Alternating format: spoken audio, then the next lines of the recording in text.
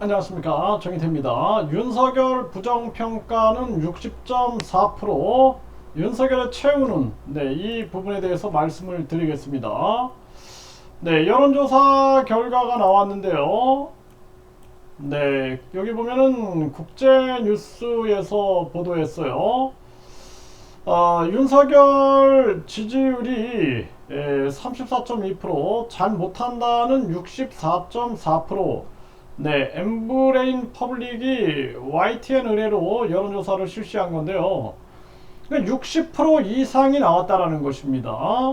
이게 심각한 문제가 아닐 수가 없어요. 한덕수 해임안에 대해서는 총리 해임안이죠. 잘한 일이라고 본다가 43, 잘못한 일이다 41.9 이렇게 나왔습니다.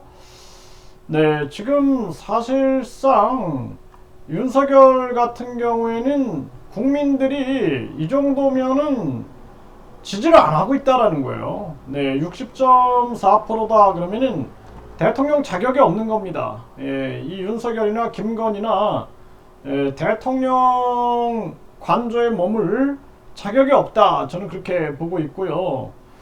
이 윤석열이 이 급격한 금리 인상, 윤석열 정부가 급격한 금리 인상을 전개하면서 극단적인 빈부 격차를 만들고 많은 사람들이 불균형, 불공정, 불평등, 그리고 이러한 불안정을 경험하게 되는 거예요. 심리가 굉장히 불안정해질 수밖에 없는 거예요. 미래가 지금 아주 어두워지는 거예요. 그래서 경제가 붕괴가 되고 산업이 붕괴가 되면서 급격한 금리 인상은 결국에는 부자들은 더 부자로 만드는 겁니다. 부자들은 은행에다 돈만 넣어놓으면은 그냥 떼돈을 버는 거예요. 특히 정치꾼들은 은행에다 돈 넣어놓으면은 그냥 이자 가지고 쇼핑 잔치할 수 있는 거예요. 은행은 성과급 잔치하죠. 연봉잔치, 퇴직금 잔치하죠. 서민들은 사채시장으로 몰려가게 되고 굶어서 영양실조에 걸리게 되고 미래 희망이 없으니까 서민들이 막 자살하고 지금 뭐 저출산인 나라 멸망급으로 가고 있는 겁니다. 그럼에도 윤석열은 전혀 이거 심리적으로 아무것도 못 느끼죠. 이런 자를 대통령으로 뽑은 게 대한민국 역사의 가장 큰 오점이다. 저는 그렇게 보고 있어요. 그리고 그것도 정신 못 차리고 지금 윤석열은 전쟁 위기를 고조시키고 있습니다. 외교도 완전히 빵점이고 또 반공을 외치고 있어요. 김정은이 저놈은 반인류적인 놈입니다. 사이비 정치 종교 집단이지 저건 공산주의도 아니에요. 저기 베트남이나 중국만 봐도 해외로 그냥 나가서 사람들이 저렇게 살잖아요. 막 저기 이탈하게 되면은 탈북자 취급을 받지 않습니까? 그러니까 김정은이 저놈은 그냥 사이비 종교 집단 수용소다라고 봐야 되는 거예요. 반사회적인 종교를 몰아내야 돼. 반사회적인 종교. 저건 내가 봤을 때는 공산주의가 아니라 저거는 완전히 반사회적인 종교 수용소다. 저는 그렇게 보고 있습니다. 그리고 우리는 국가보안법이 있기 때문에 국가보안법으로 핀셋으로 딱딱 집어내면 되는 거예요.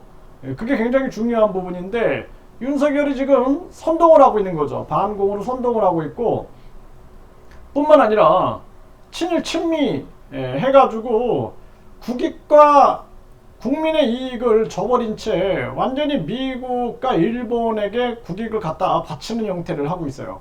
있을 수 없는 일이에요. 친중파도 몰아내야 되고 친북파도 몰아내야 되지만 대한민국파가 돼야 됩니다. 일본 같은 경우에도 협력할 건 협력하되 우리가 회초리 칠 건 회초리 쳐야 되고 미국도 우리 반도체를 약탈하려고 하면은 강하게 맞서서 대응을 해야 하는 건데 그런 것이 전혀 없는 거죠.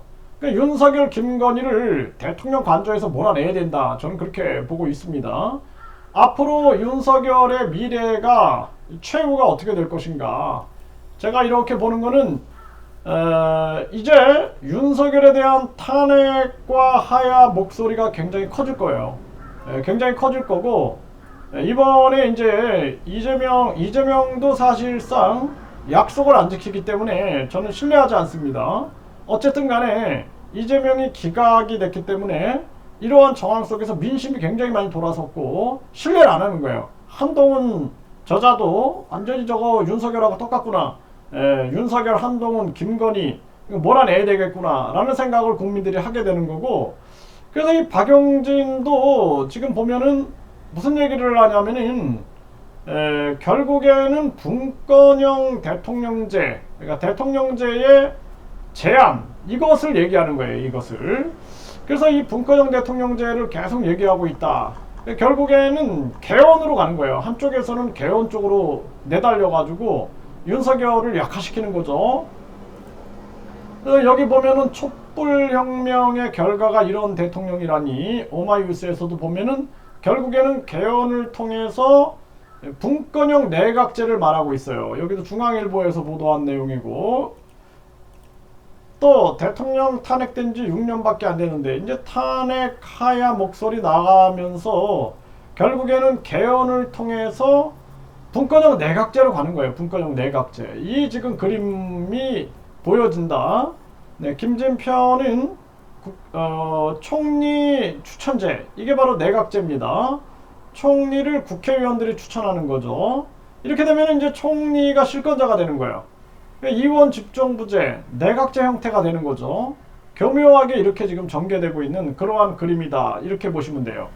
그래서 한쪽에서는 분권형 내각제를 전개하고 윤석열을 계속 압박하고, 또 한쪽에서는 하야, 한쪽에서는 탄핵, 한쪽에서는 김건희 탄핵 리스크 뿐만 아니라 김건희 가족에 대한 이 사법 리스크죠. 탄핵 리스크가 아니라 사법 리스크, 이러한 부분들에 대해서 계속 조여올 거고, 윤석열은 전면에서는 탄핵과 하야, 이것이 이제 압박이 들어오고, 그리고 한쪽에서는 계속 개헌을 통해서 분권형 내각제 압박이 들어오는 거죠. 그리고 윤석열 일가에 대한 수사가 들어오면서 윤석열도 압박을 이기지 못할 것이다.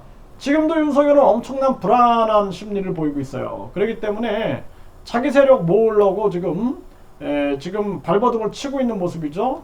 박강훈이 전 이제 민주당 원내대표인데, 이때 뭐라 그랬냐면 국무총리 국회 복수 추천제를 얘기했어요. 이게 내각제 요소입니다. 그래서 이제 내각제란 얘기를 안 하지만 사실상 내각제로 추진하고 있는 거예요. 네, 문재인도 분권형 대통령제, 안철수도 분권형 대통령제, 이거 외쳤죠 계속. 이게 다 사실상 분권형 내각제라고 보면 됩니다. 국민들이 내각제 싫어하니까 이렇게 하는 거고, 심상정도 슈퍼 대통령제 결별, 의회 중심제 전환, 공동 합의하자. 이게 내각제예요, 이게 바로. 그래서 분권형 내각제로 간다. 국민들은 정신 차려야 돼요. 분권형 국민주권제로 가자, 분권형 직접민주제로 가자라고 끊임없이 외치지 않으면 안 된다라는 것입니다. 국민들 입장에서는. 그래서 국민투표제, 국민발안제, 국민소환제를 이뤄내지 않으면 국민들은 미래가 없어요. 이제 대통령 한 마리한테 지배받다가 이제는 또 국회의원 300마리한테 지배받는 그러한 정황으로 간다라는 거예요. 네, 개헌 자문위가 지금 광주에서도 활동을 하고, 이게 시장경제에서 보도를 했는데, 계속해서 이제 개헌몰이 하고 있는 거예요. 개헌몰이 이렇게 나가고 있다. 네, 김종인도 프레시안에서 대통령이라는 이름에 이별을 고할 때가 왔다. 이게 결국에는 항상 김종인은 내각제 얘기 왔죠. 내각제, 분권형 대통령제, 이쪽으로 몰아가고 있다. 네, 이렇게 보면 됩니다. 그래서 지금 상황이, 윤석열은 이렇게 부정 평가가 많이 나타나고 있는데, 사실상 대통령 관저에서 윤석열과 김건희를 몰아내겠다라는 국민들의 의지가 커지고 있는 거고, 윤석열은 사실 스스로 내려와야죠. 이게 대통령입니까 사실. 나라 망치는 나라 망치는 무슨 전문가도 아니고, 나라가 계속 무너지고 있고, 이거 심각한 문제가 아닐 수가 없다. 저는 그렇게 보고 있고요. 이제 추석이 끝나가고 있는데 윤석열에 대한 본격적인 탄핵, 그리고 하야 목소리, 퇴진 목소리가 커지고, 그리고 사법 수사 압박이 들어오면서 또 분권형 내각제 세력이 포위하면서 윤석열은 결국에는 무너지게 된다. 윤석열, 김건희, 한동훈, 추경호, 이창용이 이런 주역들, 그리고 윤석열 부역자들은 무너지게 된다. 저는 그렇게 분석하고 있습니다.